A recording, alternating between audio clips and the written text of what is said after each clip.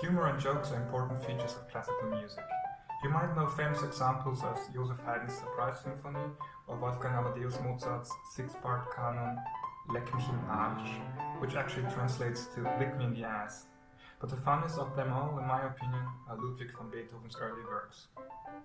The piece you now are hearing in the background is the last movement of Beethoven's Piano Sonata No. 10, titled Scherzo. Beethoven wrote it around 1798, when he was 28 years young. It was long before he composed his most famous works such as his Fifth Symphony, the Violin Concerto, or his only opera Fidelio, and his hearing was still quite good back then. The Italian word scherzo, a derivation of the German Scherz, means joke. This already makes clear that the piece was written by Beethoven with humorous intentions. Let us listen to the first section of the scherzo and take a closer look afterwards.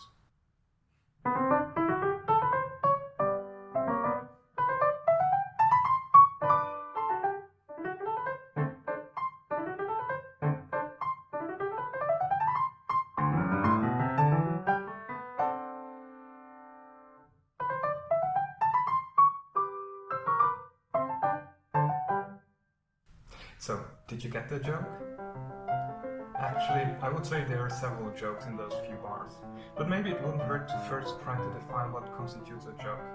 Obviously, there are many definitions, but let us look at a few different theories. A popular theory states that incongruity can be an integral part of humor and jokes. German philosopher Arthur Schopenhauer, for example, stated that laughter in every case is simply the sudden perception of the incongruity between a concept and the real objects. The Scottish poet and philosopher James Beattie wrote already around 40 years earlier that laughter arises from the view of two or more inconsistent, unsuitable, or incongruous parts or circumstances considered as united in complex object or assemblage. Additionally, for a joke to work, it has to have a specific syntactical structure. Stephen Leacock compares the structure of a joke to that of a syllogism. A joke is a sort of syllogism with a major proposition as its hypothesis.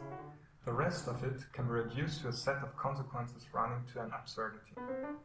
Or as contemporary scholar Harvey Minders describes it, in jokes, we are let along one line of thought and then booted out of it. So, where can we find incongruities in Beethoven's Scherzo?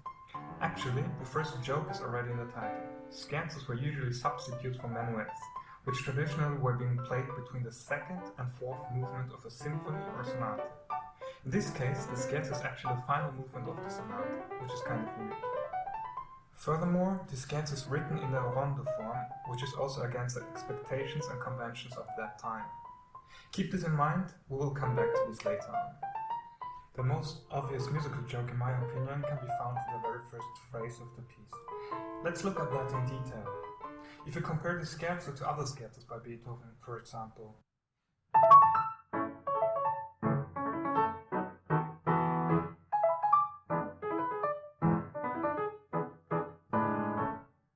or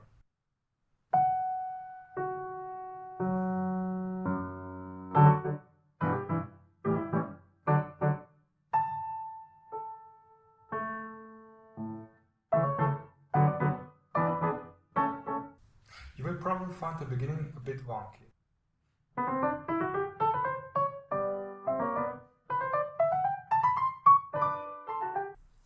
If you won't already know, which time signature do you think the piece starts in? Be honest, maybe one could say it's in 2/4, especially this rhythm,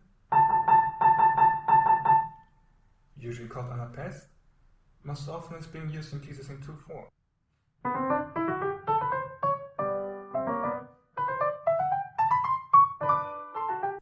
Maybe one could say it's in 3/4, would work also.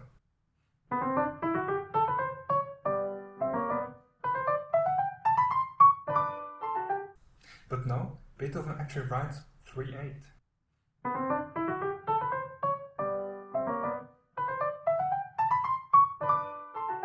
This phenomenon is called hemiola and has often been used, especially in Baroque music. Listen to this excerpt of a piece by Johann Sebastian Bach, for example.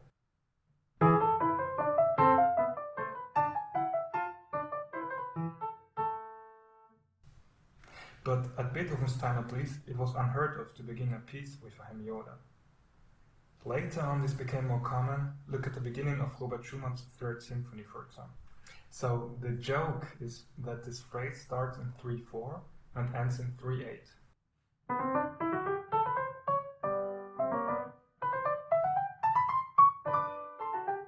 But of course, incongruity alone doesn't constitute a joke. There are more elements necessary. Very important aspects when telling a joke are rhythm and timing. Timing can be defined as temporal distribution of pauses. Especially shifts in rhythm can be perceived as being funny. This may involve speeding up or slowing down.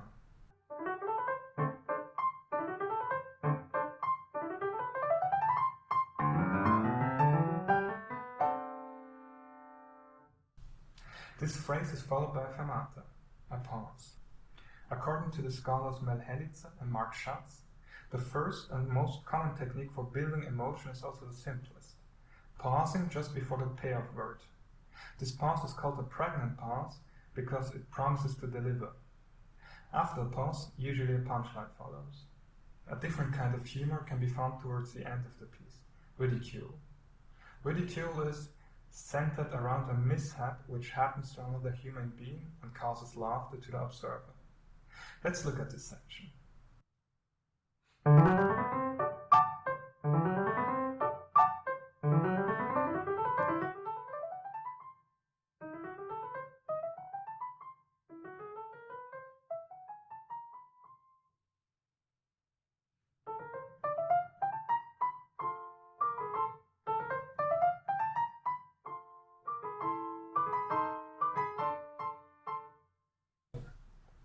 Without getting into too much detail, this is an example of Beethoven deliberately writing mistakes. He modulates into the wrong key of F major, which is not appropriate in the original key of G major. For the listener, this looks and sounds as if the performer has made a mistake. If you are a performing musician, you might know this situation very well. Playing wrongly in a concert might be embarrassing, but doing so on purpose is a deliberate breaking of societal conventions and can be perceived as being funny. It should come as no surprise, then, that the sight of a comic ignoring conventions excites us, because it provides us, vicariously, a moment of freedom from the prisons of our adjustments. Finally, let's look at the piece as a whole. As mentioned before, this scherzo is written in the rondo form, which itself can be considered as a deliberate joke by Beethoven. Usually, a scherzo is structured like this. On the contrary, this scherzo is structured like this, which is a very typical variant of the rondo form. The A section usually is called main section or refrain. The remaining parts are called episodes or couplets. This reminds me of what the scholar Robert Hetzron calls a rhythmic joke. According to Hetzron, a rhythmic joke is a joke with 3 or more pulses. Pulses are defined as successive episodes that form an ensemble to make the story. Each one of the pulses may be humorous by itself or merely absurd or silly. Furthermore, each pulse is preparatory. They build up an automatism that will be exploited later. They provide a recurring pattern, the regularity of which supplies good ground for the placing of the punchline. This scherzo can be divided into 3 pulses, sections AB, AC, and AD. As Hetzron points out, many jokes consist of jokes within jokes. Each of these sections could therefore be interpreted as its own joke. Here we could apply the aforementioned theory by Leacock. AB, AC, and AD can be interpreted as syllogisms. Each A section therefore would represent a hypothesis. B, C, and D are the subsequent absurd conclusions. The D section, the punchline of this rhythmic joke, concludes the whole piece by contrasting every previous section. The rhythmic, harmonic, and/or structural ambiguities or tensions, which characterize each previous section, are being resolved or, if you will, eliminated. I want to encourage you to further analyze this scherzo by yourselves. In this video, I only describe what is basically the tip of an iceberg. There are innumerable additional jokes hidden in this little piece. Also, let me know what you think. Do you know similar pieces of different composers? Do you think this kind of analysis is applicable to pieces of different epochs and styles? I'm looking forward to your comments and discussions down below. If you enjoyed this content, please like, share, subscribe and hit the bell button to get a notification when I upload another video. Thank you for watching.